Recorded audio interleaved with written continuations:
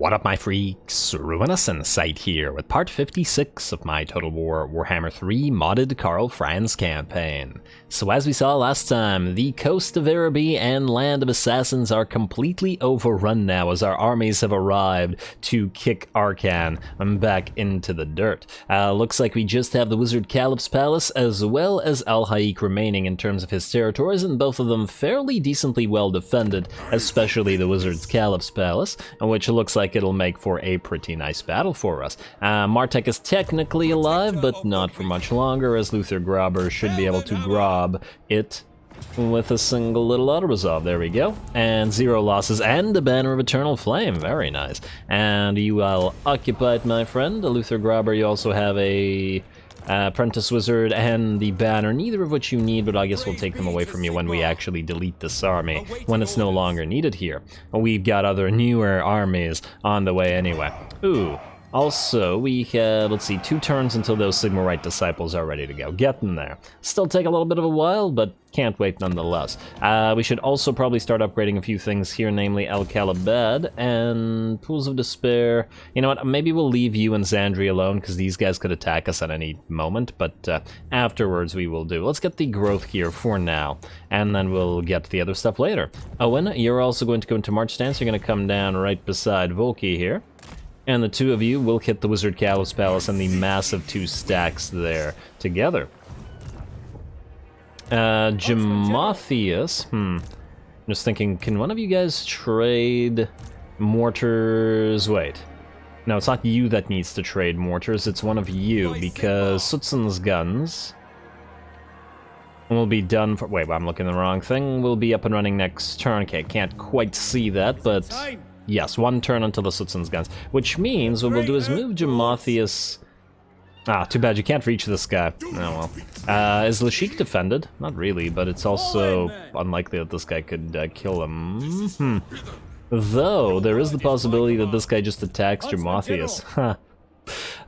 You know what? I think we have to not do this, because we move him forward, right? And then this guy March stances, and then this guy attacks him, they both kill Gemathius together. Not so much that we care about Gemathius, mind you, but we do want to transfer the Elite Mortar to it, so we don't lose out on its veterancy. Anyway, one thing I did not notice last episode was this. While looking for a battle, we had the ambush set up by Nud, and I assumed that because the battle did not start when we ended the turn, that the ambush had failed, but it hadn't. Nud and Village are both right here. I guess what happens is Village used his teleport stance to teleport right beside Nud, but the teleport stance apparently does not activate the actual ambush, which is kind of interesting, especially since he moved in a place where we can now no longer leave or move or do anything except attack. So really he's kind of forcing it, and I guess he's going to suffer for it. We are going to get 1 more point in speed, of course, to max out our knights there. Look at these Knights Panther, 44, 49, not too bad. Can't wait until they reach their higher veterancy. And ooh, while we're here, before we fight, might as well, we've got another name. Panthers... Toothpicks. There we go. Everybody seems to really love naming the knights or the forces in this particular army. Anyway, Warrior Priest, Claude Ivan, you are going to get, let's see, we can't get Shield of Faith, which means we're just going to keep going through Impassioned, and there we are. Time to fight a village. Village is going to run, not surprising. And, oh, don't tell me we're going to have to fight in a treed territory. That ain't going to be so great for our knights, but I do imagine we can still pull it off just fine. Alrighty, close victory apparently. Casualties, terrain is going to be hills, so our artillery are going to have an issue, but Village's army is pretty hurt. That said, Village is very, very difficult to kill. I'd say he's probably one of the more difficult lords to kill in the game. 1, because he's a small model, 2, because he's so tanky, and he also has his regenerating barrier and stuff whenever he casts, and lots of extra ward saves, so yeah. Could still be very interesting. We will also have to watch out for his spell mastery and all that. The rest of his army ain't that threatening, though the Severed Claw are a fantastic unit as well, and also very difficult to bring down. We'll see what our cannons, if anything, can do against them. Ooh, Armor Sundering on the Aspiring Champions as well. Alrighty, looks like a fun time. Nud, you ready? I hope you're ready, because you're going.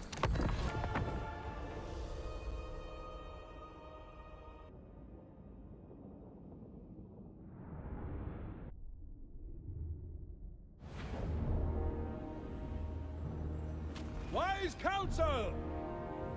Alrighty, here we go. Nud's classic little formation of halberdiers semicircle will be facing off against villages. Marauders, I guess, villages, pillagers. Let's see what we can do in terms of damaging him from a distance, though our artillery is probably not going to be nearly as effective against the chaos forces as it is against piles of the orcs and gobos, especially the fire rain or hailstorm rocket batteries, rather. Sure, they can knock down some marauders, but as we can see, even then, even the marauders are getting right back up. Alrighty, and Village and all are heading towards us. Looks like he's got his first pink fires off, and it did damage the Panther's toothpicks quite a bit, though it didn't actually kill any of their models. Kind of interesting that Village chose to not use it on these halberdiers out here, but I think it started here and then just spread out to damage these guys. Other than that, we have our units of knights which are heading out to the flanks in order to fight the enemy Chaos Warhounds, or those Warhounds that are still alive coming into this battle, because there ain't too much of them. They'll be done for quite quickly like this. There we go, and the knights are in, and the Warhounds will be out. They may not be Warhound pelts that the Knights Panther are wearing, but I imagine the Panthers are a lot more difficult to kill anyway. Alrighty, looks like the enemy is moving a Feral Manticore in and is going to drop down on our Celestial Wizard, who is fortunately staying together with the Grimguard.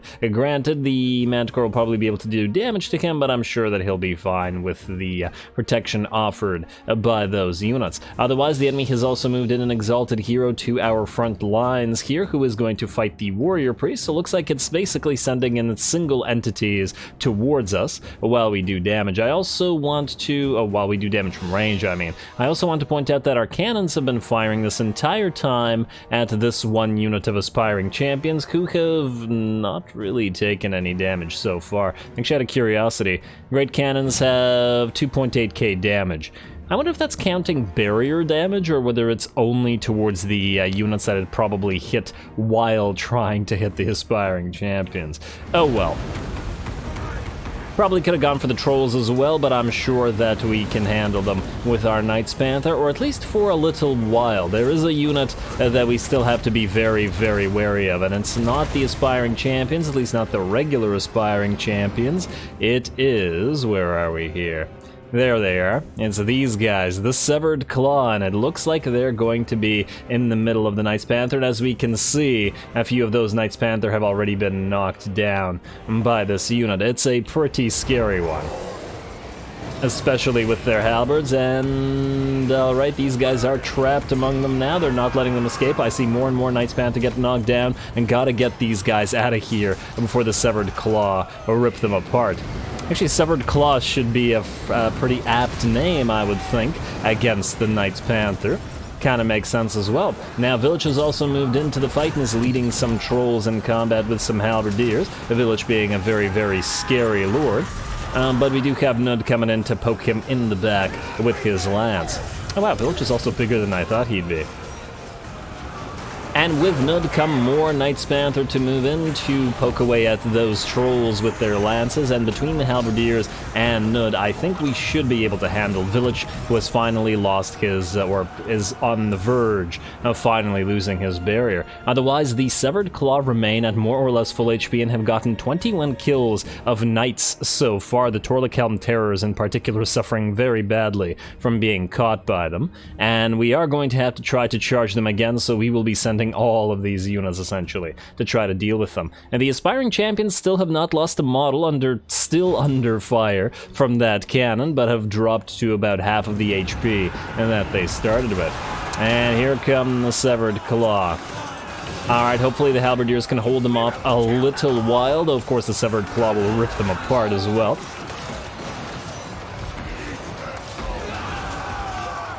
Ain't looking so good for the halberdiers, but of course they just have to hold ground for a little while the rest of our knights move around and get ready to hit the severed claw in the back. Village in the meantime has dropped to, well, he's at least lost his barrier and about 3/4 of his HP, though the rest of his army has been pretty much destroyed at this point. The aspiring champions still have not lost a model, but I think are about to shatter, and after Village and these Chaos Trolls are gone, we should be having a decent time. Yeah, and the Chaos Trolls are looking like they're about to rout as well. Theon, of course, also hovering overhead and dropping debuffs wherever he can. And looks like the trolls are going to rout because they're trying to move through the rest of our forces. The knights are now charging the back of these damn Severed Claw, but the Severed Claw don't care. Now they can stab in all directions, or swing in all directions, I don't know. Halberd in all directions.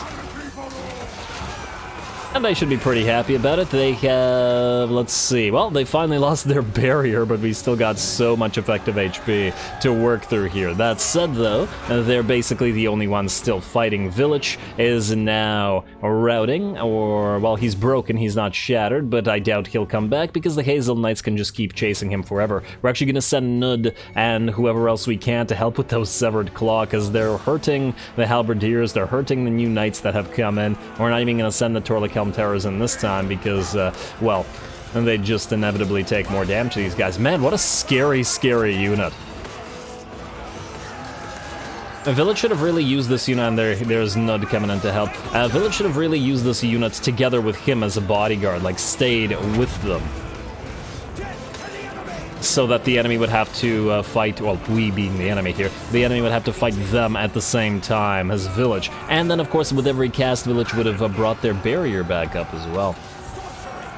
Alrighty, and we're going to back our knights off and get another charge, do a little bit of a cycle charge. They are now, they being the Severed Claw, dropping to about half HP, finally, and with Nud whacking away at them, but they've also lowered Nud's HP more than Village did. So yeah, scary frickin' unit. Fortunately, with the trolls routing, it looks like these guys are losing their leadership. I'm not sure they've actually lost any models. No, they've lost one. I think they started with 15 out of 16, and it looks like they have managed to actually lose one. But it looks like they will instead shatter. And the goal here was, yeah, obviously to this guy gets a poke in with that halberd as they try to run away. Alright. That was cheeky. Not so afraid anymore of them ripping you apart when they're trying to run away, eh? Alrighty. Man, imagine if that unit was unbreakable as well. Would have taken quite a lot to bring them down. I do wonder, if you cause an explosion near them, would we have been able to knock them off of the cliff here? Kind of an interesting concept. I probably should have tried to drop a spell on them, but then we would have needed to have somebody hold them in their place. Maybe a lord, though, as we saw, Nud lost HP to them extremely quickly. But anyway, a decisive victory for us. Village's army will be destroyed. We don't need to chase anything down because obviously he's already run away. And just like him, the Severed Claw will be banished for now, though I'm sure we'll be seeing them again.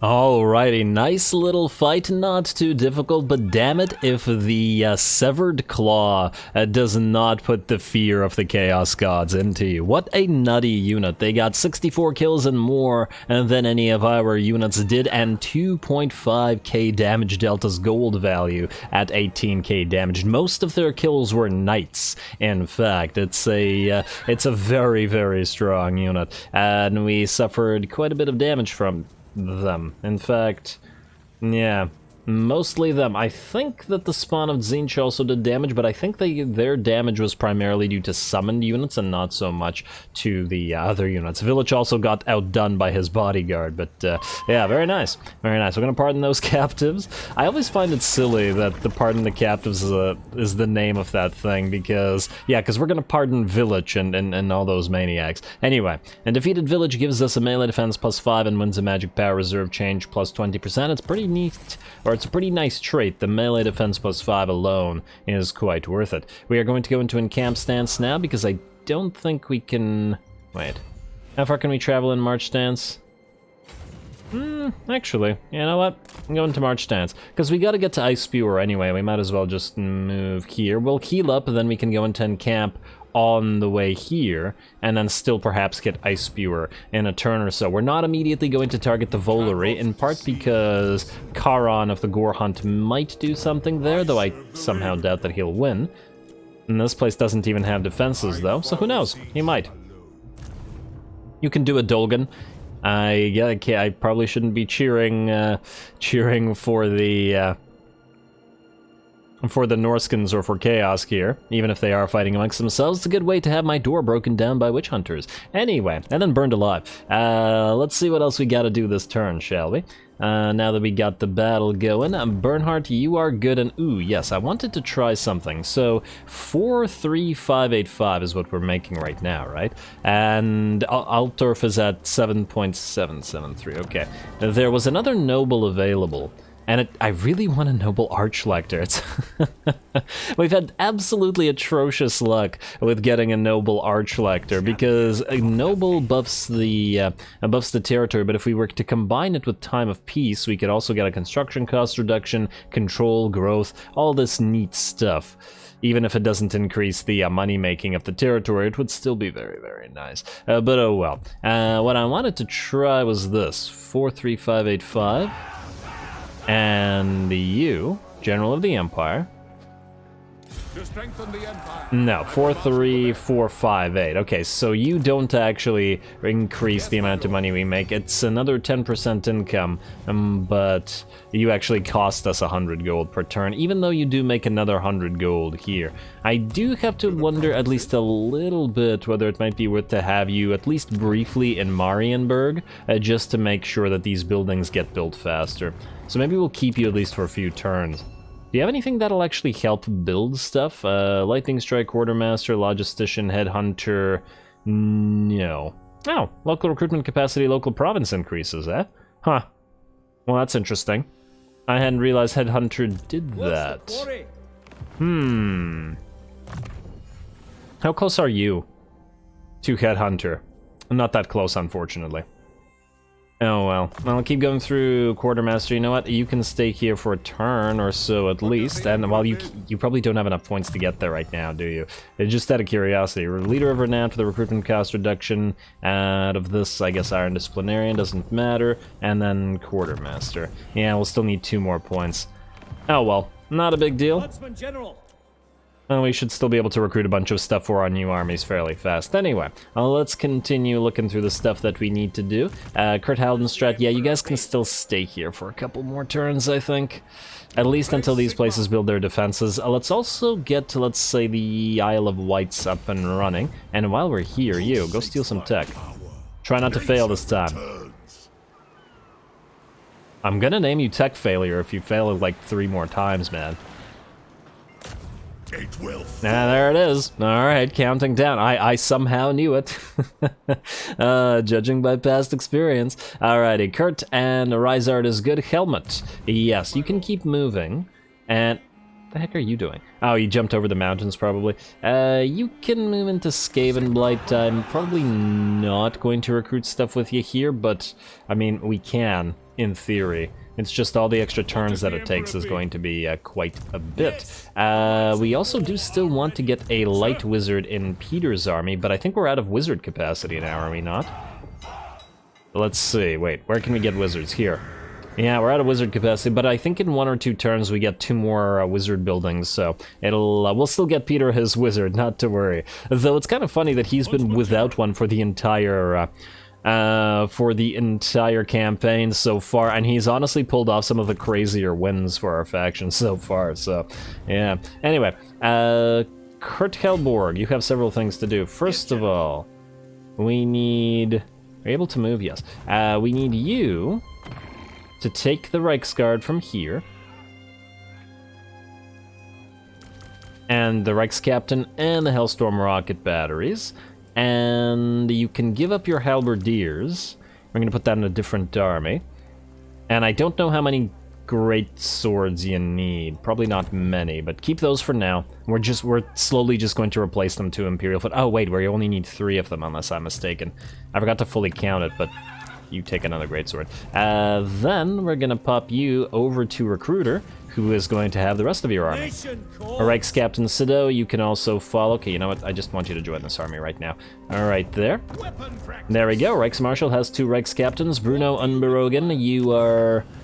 Well, we can't make you a Reichs Captain. You're a Warrior Priest. Or can we? I don't know. Either way, you're gonna join this army for now. I don't think Warrior Priests have any official ranks in the Reichsguard, and even if they joined it, they'd still be Warrior Priests, not officially in the chain of command, most likely. Anyway, let's see what we have left in this army. So, by the looks of it, assuming these guys get replaced by Imperial Foot, and in fact, we have an Imperial Foot coming up in 2 turns, which is great. We still need a wizard here. And which wizard would be great for the Reichsguard? I'm not sure. We haven't been using any Amethyst wizards. The Jade wizards would be great with them too. Especially considering they'll have a decent amount of low model count units. Especially in the form of a couple units of Demigryph Knights, and we might even get 4 units of Demigryphs, because this is going to be such a cav-focused army. Alright, wait. Wizard will put this to 14 out of 20.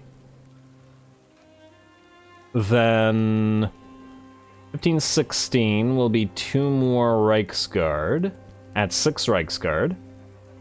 And then we could do 4 Demigryphs to put it at a 20 out of 20, with 6 Reichsguard by... Well, a Horse Reichsguard and then 3 Imperial Foot Reichsguard. Yeah, I kind of like that. Alright, which means we don't need 1 of you. We need only 2 of you. And you can continue recruiting another thing, which will be another unit of Demigryphs, which will... Wait, if I can find them.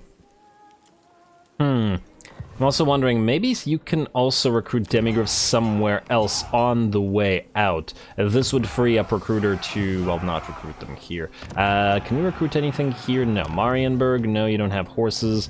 We have no horses here. I know that we have them here at Karak-Azor. We could get a temporary lure just to do this. Hey, you know what? I like that idea. Just to free up some space. I don't particularly like either of you, but let's go with you, Marius Stroham, and you are going to recruit 2 Demigryph Knights. Once we get you, we'll need a renown like so. Now, you are going to recruit 2 of the Halberdier Demigryph Knights, because that army currently has no Halberdiers and is currently building 2 regular ones. And it's going to take 4 turns, but by the time... It'll be fine. Alright, beautiful. Huntsman General. Next up, if that is done, you will be good, which means you can get back to building steam tanks and stuff. Let's start you on the first of the steam tanks, or the first of the Luminarchs. I'd really love to build them all at the same time, but can't do so right now. You know what, let's start on one of the... still steam tanks. Yeah, now these gotta go to Gelt, these gotta go to Fire Army, these gotta go to Gelt. There's a lot of stuff to build, damn it. But fortunately, we'll have 2 more recruitment capacity once these armories are up and running, which we clearly really need. Alrighty. A little bit of admin, but we just had a battle, so it does make sense. Peter Van Hasselt rather, you are gonna join Todbringer's army. Todbringer's army, you are going to get your last 2 Token Guard next turn, but for now, you shall move out this way. You are going north. Where else would you be going? Alrighty, maybe you can stop on by and kill Moxie and Mortkin out there, but at least you're finally, more or less, ready to go. We do still have to delete Mr. Delete here. The name just tickles me. It's just because I don't like Monster Tracker and it's not that useless, but useful rather, but considering the fact that we have no more capacity for wizards, we can't mill right now, so we'll have to wait. Balthazar Gelt, you're waiting to fight Wurzag as soon as we end the turn, hopefully. Volky's good, Marcus is good, Lehman is still staying here for now. Gavin and Co is good, Jumathius, you cannot move as we've already found out. Heinz Weber. Who's Heinz Weber again?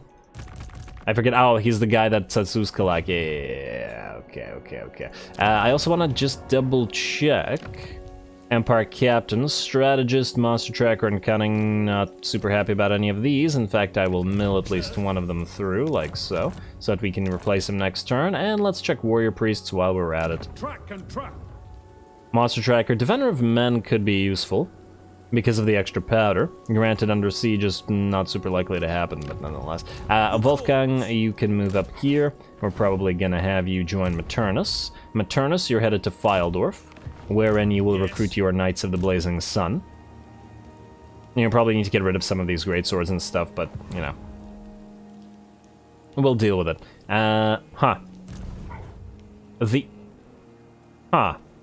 So I just saw that thing pop up with regards to his wood production, slash giggle, but based on his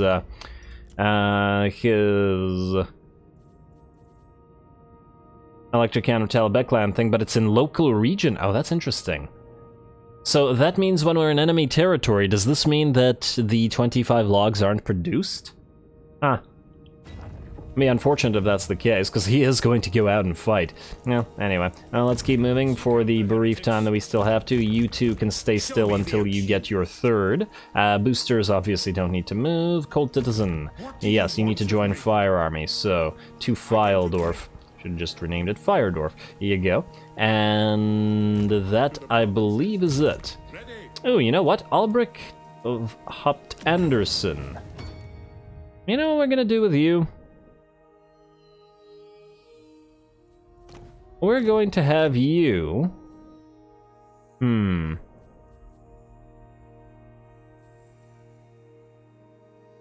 I think we're gonna have you lead an army. Wait.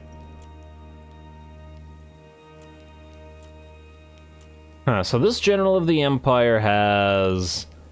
Oh wait, so General of the Empire... Sword Infantry Hybrid.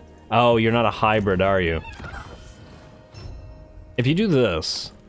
you do become hybrid, so but that's only when you're on foot, damn. I was wishing that you would have some range abilities when you're on your horse, but alas, none of those give you the option. But oh well, I guess you're still gonna lead.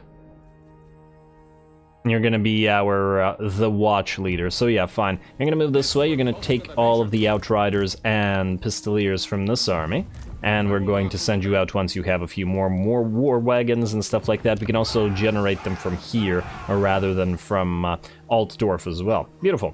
Beautiful because, well, we don't have to generate them from there. Otherwise, let's get the buildings built and the money spent, and then we'll go next turn. We're gonna go for the Runefang Pact next, unless I'm mistaken. Though, there's a few nice things here, but I really want the extra legions. And the extra Diplo to some degree, but yeah, the extra legions. Though... Proofed cavalry armor and firing drones, all of this would help, but we can always do it later, whatever. It's fine. It's fine, let's build buildings. Western Border Princes, yes, for Danos. Definitely give us stuff, definitely. And do we need defenses here? What's the likelihood anybody ever attacks for Danos? Once we take all of this out, it's not going to happen, but for now, maybe we'll get the walls. Then this will later become a cash cow province, because it's a four province territory, four settlement territory. You know what? I'm sick of seeing these, so let's just upgrade them.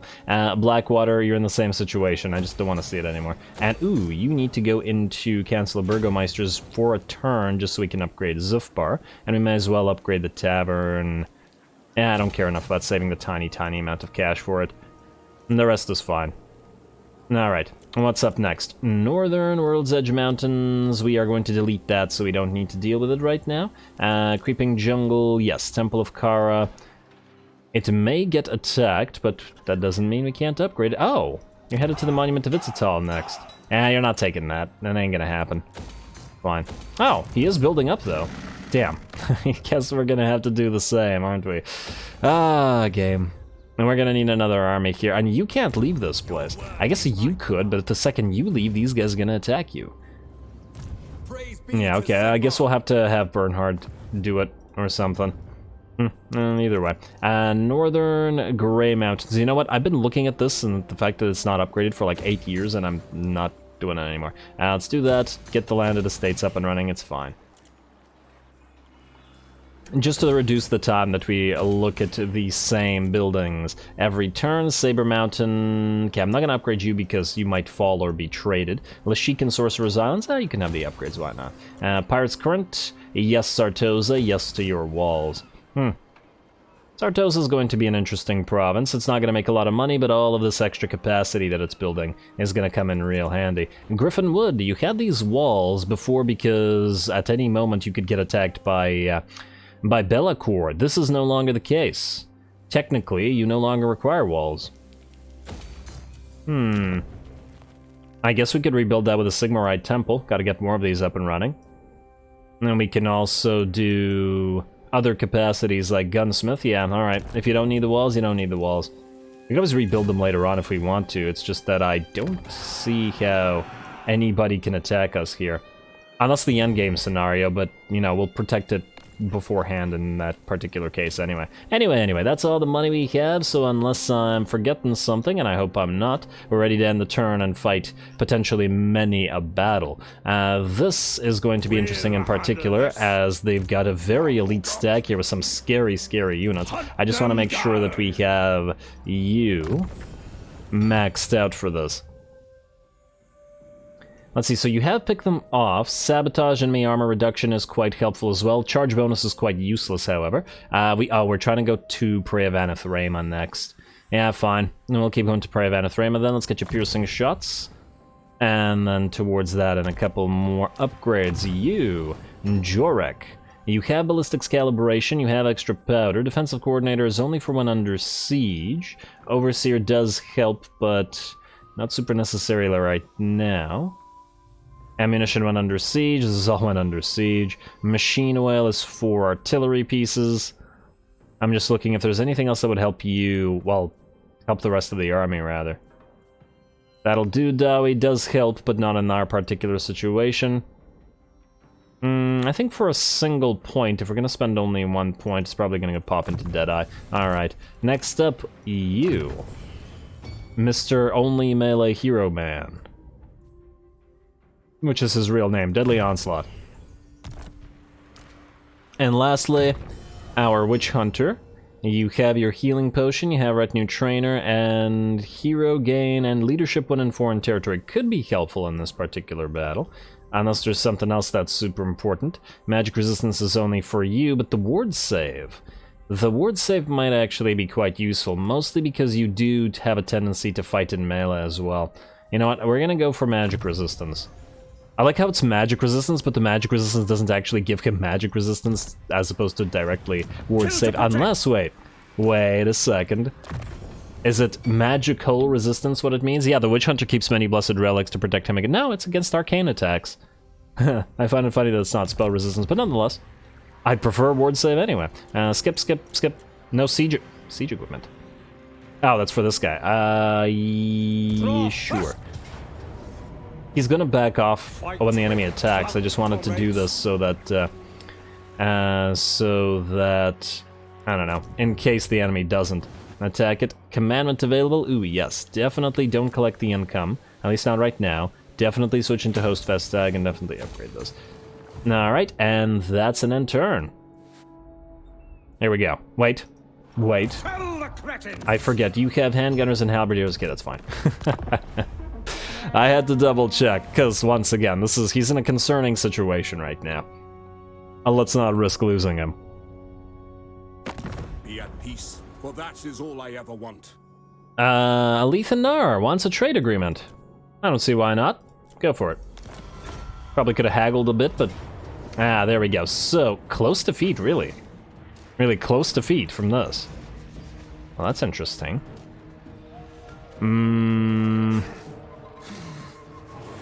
And the fact that it says close defeat makes me think that perhaps the enemy isn't as strong as they look here. I guess we could always try to back off if we take too much damage. You know what? Screw it. We're gonna fight this like this. I didn't think that this is the way to go. But perhaps it... Ooh. Oh, this army's coming in as a reinforcement. Oh, that's interesting. Alright, here we go. Wolfhart's gonna get a big old battle.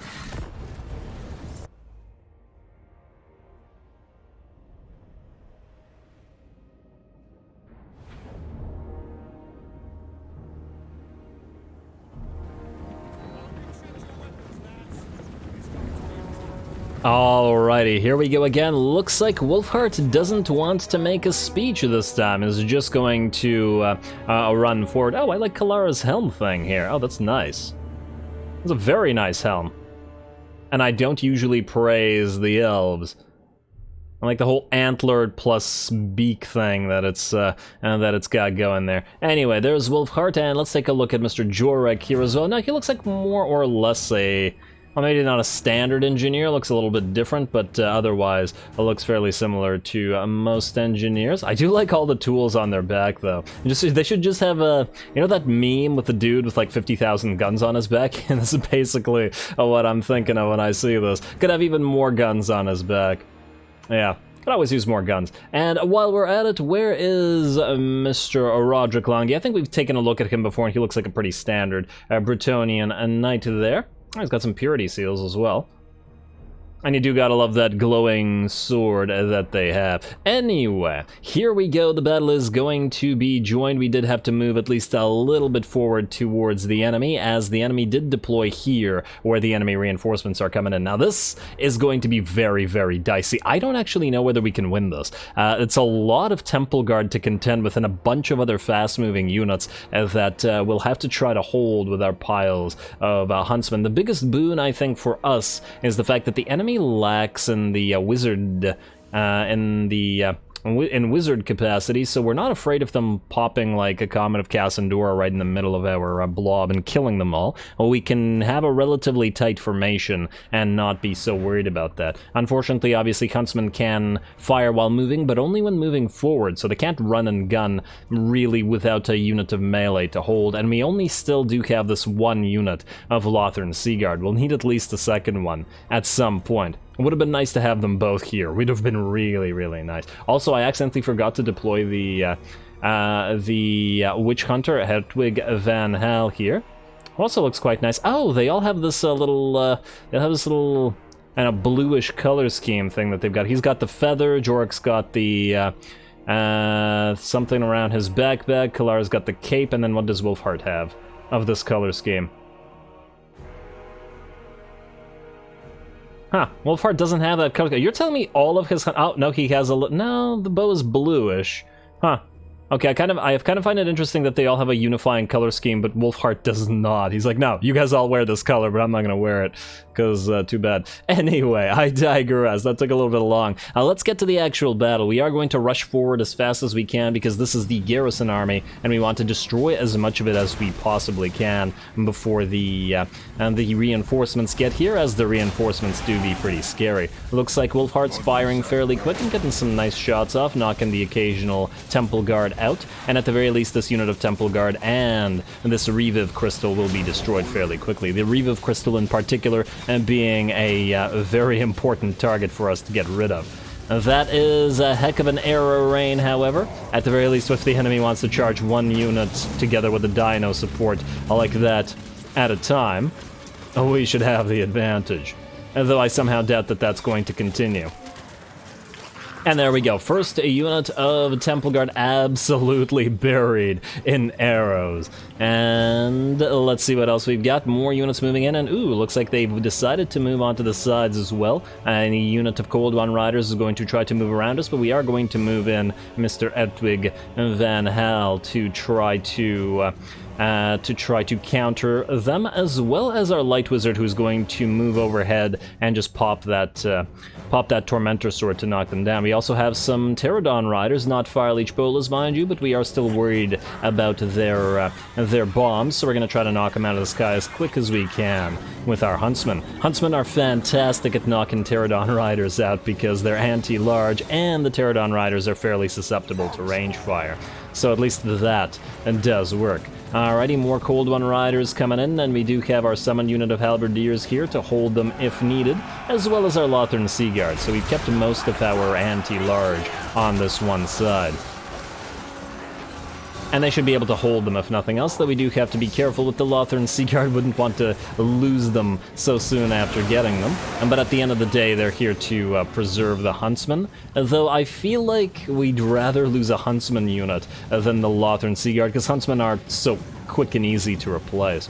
Anyway, more enemy units moving towards us, and our main line here going to try to move the handgunners around so that they take the brunt of the hits. Yeah, they can do damage and armor-piercing damage at that, but they're not going to out-damage our very much upgraded huntsman here. And the enemy has also arrived with its main reinforcing army, and that is a lot of units to contend with. Tons of Temple Guard, a fairly decent-sized air force as well, with 3 units of Pterodon Riders with Fire Leech Bolas, as well as a unit of Ripperdactyls, and that we will have to be fairly concerned about. Cold One Riders are finally no longer in the Tormentor's Sword, but they have been getting hit by several units of Huntsmen this entire time, plus Edwig to lead them, so it looks like we've at least managed to see them off. Most of our Huntsmen are also going to retarget the enemy air force as best they can, and we're going to stop the Ripperdactyls, at least in their tracks, with a net of Ammontalk, just so that they cannot land upon our Huntsmen. Otherwise, I'm not super afraid of the regular Pterodon Riders landing,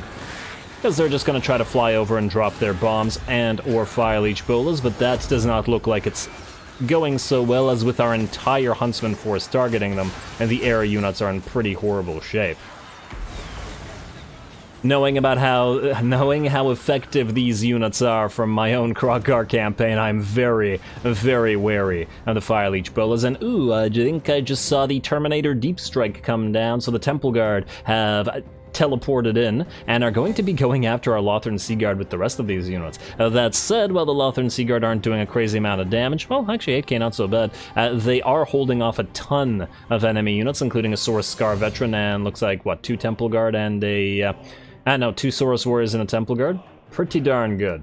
Though it does look like the enemy will make it to our melee line, and we will be forced to fight in melee. Also, we have the enemy Saurus Old Blood, who is fighting Wolfhart, and we're taking hits from the enemy Solar Engine, who is exploding Huntsman quite well, and obviously causing the blinded effect, which makes them a lot less effective, I should say, with that accuracy reduction. Though in some situations, poor accuracy is actually a good thing. It's what makes me wary of accuracy upgrades on certain units. Against a single unit, yes, accuracy is fantastic, but against multiple units, like a blob of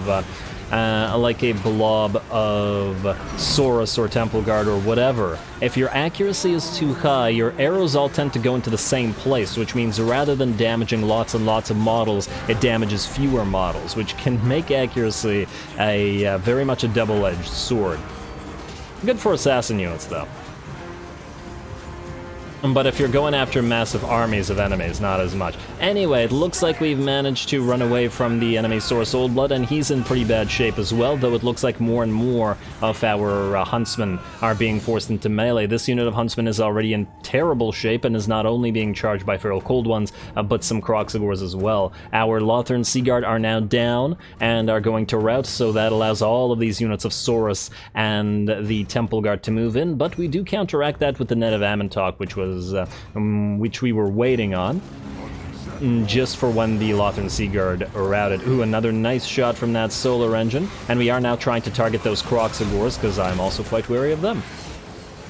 Alrighty, how's that balance of power looking? Still very much in the enemy's favor, and we are starting to lose units, about 400 units down at this point, and more enemy units are moving into our front line. This is starting to look a little bit ugly. We do have a healing potion on Erdwig, and he's trying to hold off as many enemies as he can, both of the Temple Guard and the Saurus Scarvet variety, as I do believe there was one in there. No, it's an Old Blood, not a Scarvet. Oh, there's a Scarvet there as well. I'm not seeing things. And there we go, nice shot from Wolfhart. I always love watching him fire that amber bow, though. It's a very nice effect.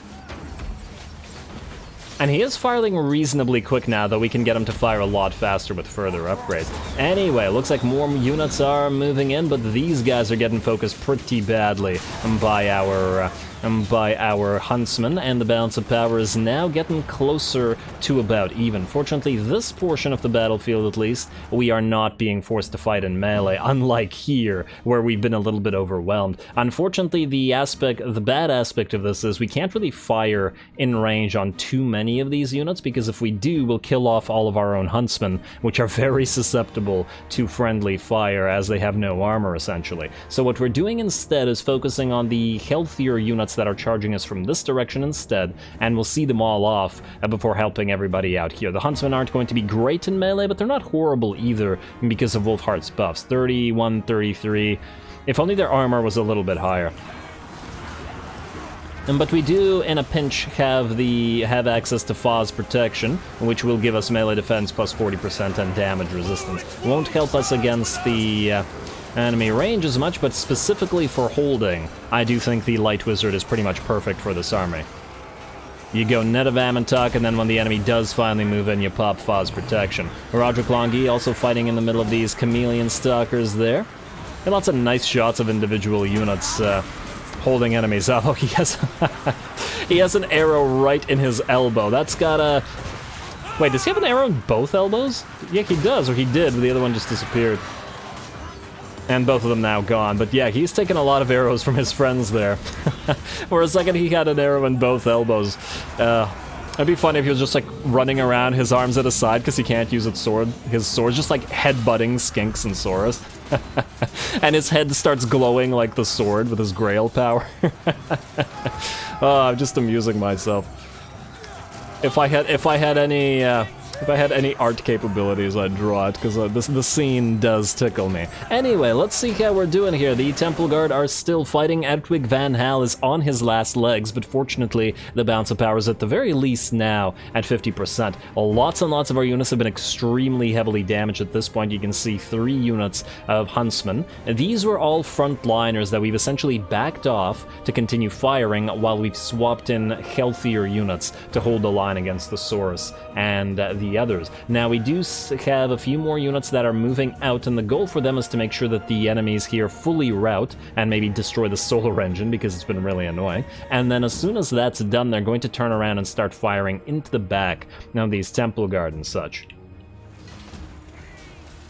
Kalara's firing out here as well, and Jorek is firing into the sides, or was firing into the sides of these Temple Guard, just trying to help the Huntsmen on the front lines a little bit. And there was an enemy unit of Saurus Oldblood, or there was a Saurus Oldblood there, but it looks like he's shattered. And with the Saurus Oldblood shattering, the rest of the army is, in fact, going to follow suit. Man, Edwig, very, very close, 1,000 HP. You're probably lucky you weren't fighting an enemy Saurus Oldblood or Scarvet there, but damn, that was a lot of Saurus and a lot of Temple Guard. And it looks like Roderick Longi almost bit it as well. This is definitely one of the reasons we probably will want to try to get as many items as possible as well, just to try to get these guys upgraded in such a way that they all have like healing potions and stuff like that. Especially Roderick, because he's probably going to be taking the biggest amount of damage. And though I do see that Jorah Grimm is nowhere near out of ammunition, Wolfhart is down to about 1/3 and probably 1/4 of his ammunition as well. Let's see. Edwig has plenty of ammunition. I'm just curious to see how the heroes have performed. And our Light Wizard also got very badly hurt. Man, quite a dicey battle, but man, what a ride. You gotta really love that battle, and on the bright side, this means most of the enemy army is extremely heavily damaged, or possibly even destroyed. Though I suppose the question will be whether this army will remain viable enough to continue in what they're doing, or whether we'll have to back off from the siege. There we go, definitely a Pyrrhic victory, at about half of our army destroyed, but no single individual unit was actually lost, because like I noted, we were able to swap out damaged units for healthy units on our quote-unquote front line. Glorious.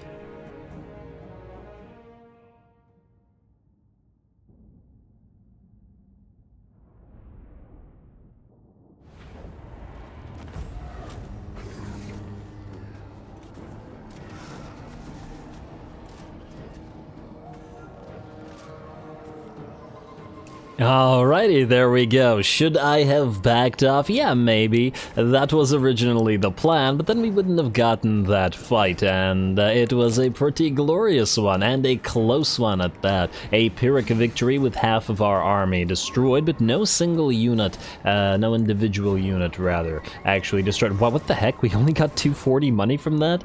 Huh.